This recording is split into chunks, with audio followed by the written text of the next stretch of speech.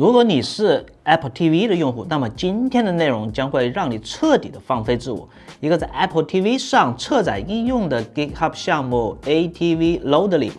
和之前使用 Site Loadly 不一样，它可以自动的续签，彻底摆脱普通 Apple 账号每7天需要签名的障碍，完全实现自由安装应用。好，接下来就随我一起来看看具体该怎么操作。根据 GitHub 项目的说明，今天我将分别采用群晖 NAS 使用 Docker 这种通用方式，包括有手就会的飞牛 NAS 来安装。好，我们先来看看群晖 NAS。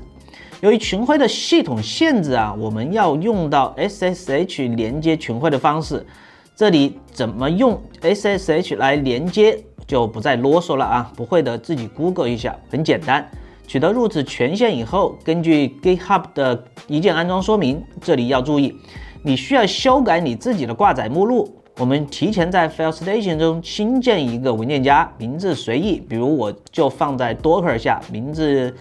为 ATV Loadly。不知道详细路径的，可以右键选择属性，复制下来，修改这一段即可。最后回车会先拉镜像，一会就好。我这里是提前拉好了，速度会很快。好，这样其实就已经完了，是不是非常的简单浏览器输入你的 NAS IP 加上5533端口号，这时打开你的 Apple TV， 记得确保和你的 NAS 需要在一个网段内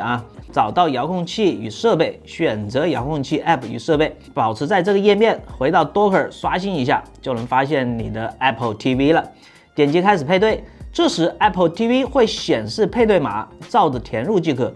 点击已配对的设备开始安装 App，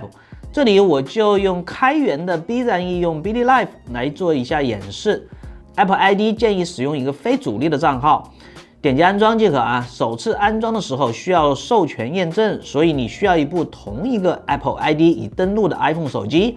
来收验证码。这里也有说明，如果不出意外的话呢，你的 B 站客户端它就已经安装好了，后台也能看到已经安装好的应用。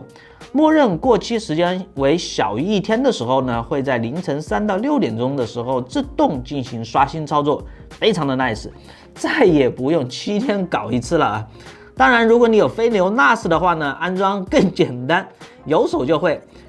这里有群友制作了一个飞牛的安装包，点击应用中心，选择手动安装，找到文件上传，一路下一步完成，是不是有手就行？后面的配对包括安装应用这些操作就不重复了，和前面群晖一样。